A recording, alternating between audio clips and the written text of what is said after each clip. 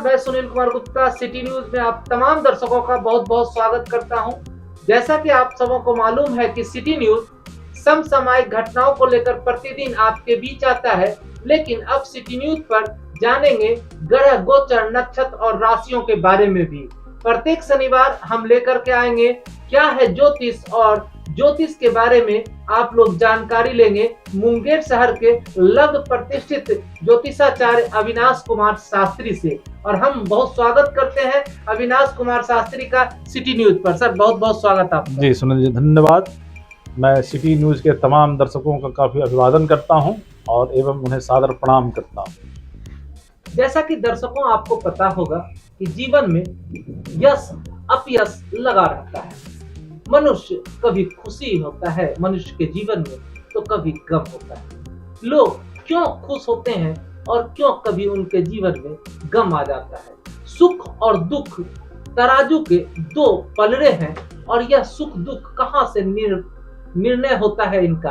आपके जीवन में ये घटनाएं क्यों घटती है, इसके पीछे अगर आप जानेंगे तो कहीं ना कहीं ज्योतिष आपके सामने आ जाएगा। और ऐसे में ज्योतिष जीवन में क्या आपका लाभ देता है, ज्योतिष जीवन में क्या हानि दे सकता है, इन सब बातों को लेकर हमारा यह पहला एपिसोड है, जिसमें हम जानेंगे ज्योतिषाचार्य से कि आखिर ज्योतिष विधा है क्या। सर देखिए सुनील जी, हमारे यहाँ हमारे सनातन धर्म में 4 वेद हैं, 18 पुराण हैं और 6 शास्त्र हैं। शिक्षा, व्याकरण, निरुक्त, कल्प, छंद और ज्योतिष। ज्योतिष शास्त्र की संज्ञा में है। ज्योतिष को वेद का चक्षु भी कहा गया है। अगर ज्योतिष की मैं बात करूं तो ज्योतिष शब्द में अगर एक शब्द है ज्योति, पहले आता है ज्योति। ज्योति का मतलब ही होता है प्रकाश, यानी अंधकार को दूर करने वाला। ज्योतिष का जो आधार है वो हमारे सौर मंडल में जो ग्रह, वो मुख्य आधार है।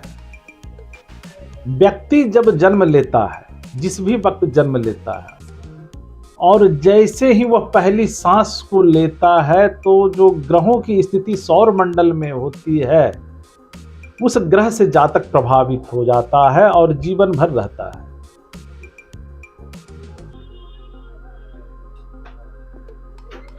व्यक्ति के जीवन में कब अच्छा समय आएगा, कब बुरा समय आएगा, इसमें ग्रह की बहुत महत्वपूर्ण भूमिका होती है। अगर आप देखा जाए ज्योतिष के अगर महत्व को, तो इसे काल गणना का भी शास्त्र हम लोग कहते हैं। आप जितने भी मुख्य पर्व त्योहार वगैरह हैं, पंचांग में जो गणना की जाती है, सभी का आधार ज्योतिष ही होता है। तो जैसा कि आप बता रहे हैं कि काल गणना, तो ये तो निश्चित रूप से आपने कहा सही कि काल गणना करके आप लोग बताते हैं कि इंसान के जीवन में कब दुख आ सकता है, कब सुख आ सकता है। लेकिन ये ज्योतिष विधा क्या भारत का ही देन है, या फिर हम लोगों ने कहीं से लिया है इसको? देखिए, भारत संस्कृति संपन्न राष्ट्र रहा है, और ज्योतिष ये भारत की ही देन है। और इसमें ज्योतिष में हम लोग उनके मुख्य 18 ऋषि इसके प्रवर्तक माने गए हैं, जिसमें भृगु ऋषि काफी प्रमुख हैं।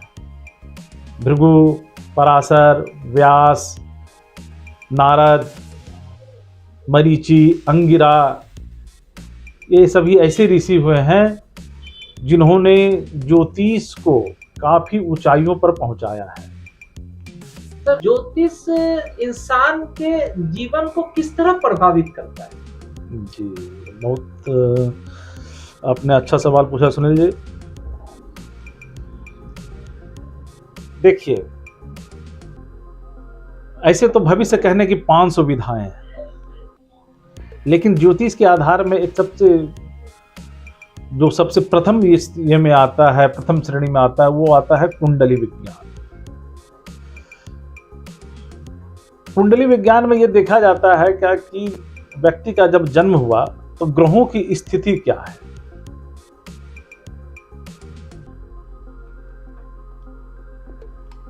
नवग्रहों की अपनी स्थिति होती है। इस पर अगले एपिसोड में हम लोग चर्चा करेंगे, लेकिन थोड़ा सा फिर भी हम लोग इस एपिसोड में जान लेते हैं। व्यक्ति का जीवन वो ग्रहों के रश्मियों के माध्यम से ही संचालित है। सूर्य इसमें सबसे प्रमुख ग्रह है। सूर्य ग्रह की स्थिति अगर कुंडली में अच्छी होती है तो व्यक्ति काफी सुख प्राप्त करता है। चंद्रमा की स्थिति अगर कुंडली में अच्छी नहीं हो तो लोग जीवन में जातक अपने जीवन में सदैव कष्ट पाता है, मानसिक रूप से हमेशा कष्ट पाता है।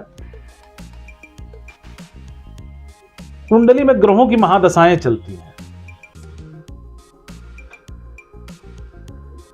जो भी 9 ग्रह हैं उनकी दशाएं चलती है, और इन्हीं ग्रहों की दशा, महादशा, अंतरदशा, प्रत्यंतर दशा में पता चलता है कि कौन किस अच्छे और शुभ ग्रह का महादशा आएगा,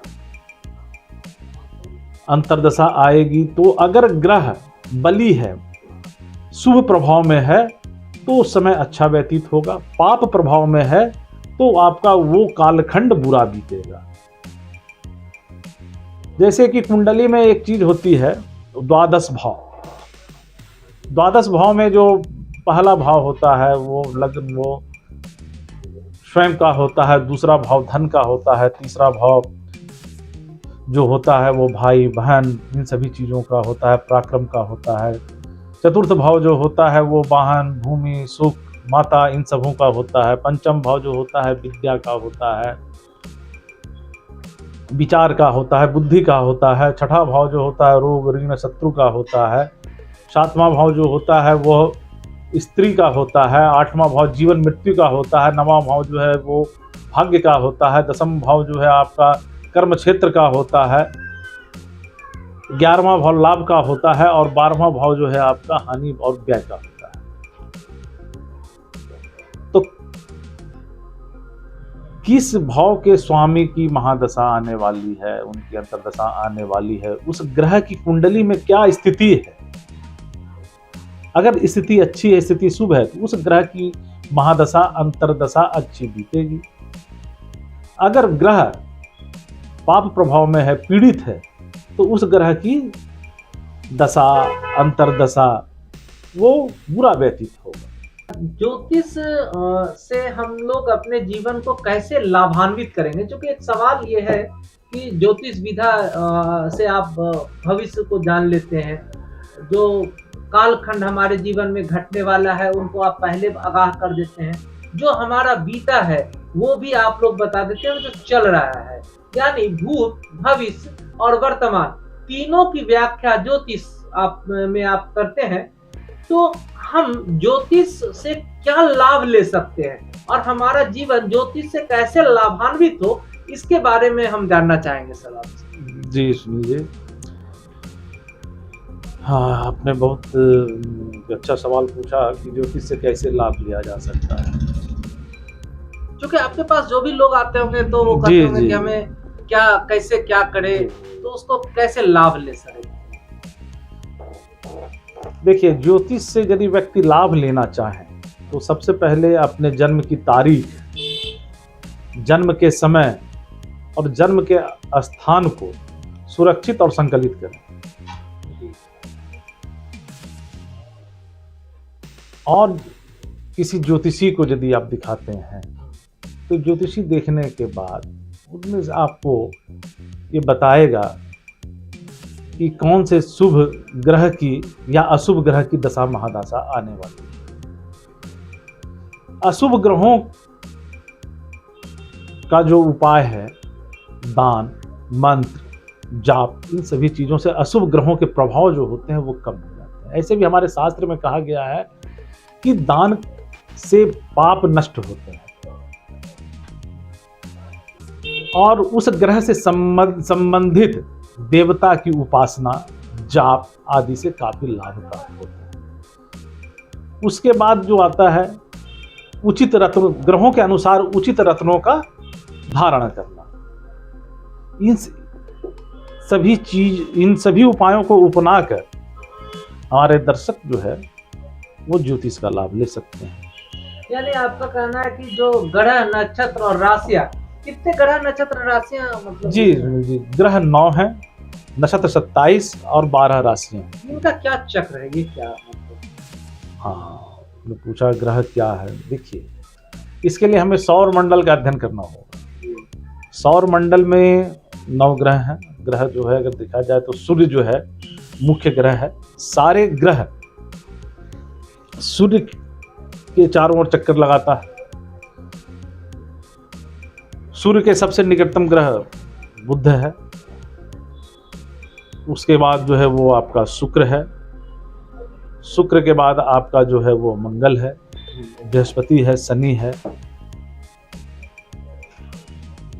तो उसके बाद जो है इन सभी सौर मंडल को 12 राशियों में विभाजित किया गया है। उनके परिक्रमा पथ को 12 राशियों में विभाजित किया गया है। 360 डिग्री से हर एक राशि 30 डिग्री की होती है और हर एक नक्षत्र जो है आपका जो है 13.25 डिग्री, लगभग 13.25 डिग्री की होती है। तो राशि उसी भचक्र को जो है कल्पना जो है राशि और नक्षत्र में बांटा गया है उस परिक्रमण पथ को। और चूंकि ग्रह, हर ग्रह, किसी भी ग्रह, सूर्य के अलावा किसी भी ग्रह का अपना प्रकाश नहीं है। सभी ग्रह सूर्य के प्रकाश से ही प्रकाशित होते हैं। जी, तो राशियों का जो आधार है वो चंद्रमा होता है। राशियों का जो आधार है, व्यक्ति जैसे ही जिस वक्त जन्म लेता है तो चंद्रमा पृथ्वी की परिक्रमा करते वक्त परिक्रमण पथ में किस राशि में है उससे व्यक्ति की राशि तय होती है। चंद्रमा जिस परिक्रमण पथ में जिस भी राशि में होगा, जन्म लेने वक्त व्यक्ति की राशि वही होगी। दर्शकों, मिलते हैं एक छोटे से ब्रेक के बाद, और अभी एक लेते हैं छोटा सा ब्रेक और मिलते हैं एक ब्रेक के बाद। बने रहिए सिटी न्यूज में।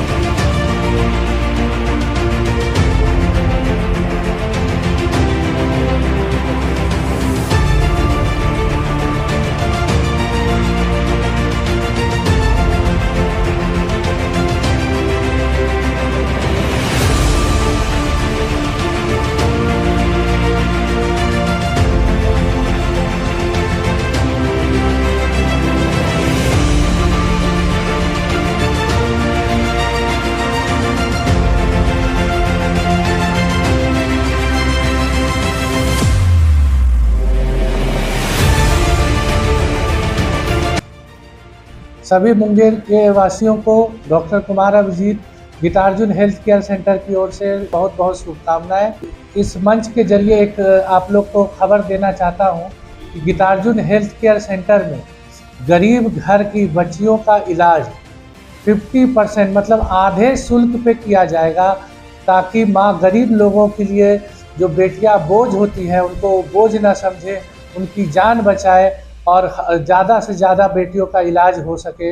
इसीलिए आधे दाम पे मैं उन लोगों का इलाज करूंगा जो कि असक्षम है और बेटियों को अपने ऊपर बोझ समझते हैं। बोझ ना समझे, हमारे यहाँ लेके आए, आपको आधे दाम पे इलाज करके आपके बच्चों को ठीक करके घर भेजा जाएगा। धन्यवाद।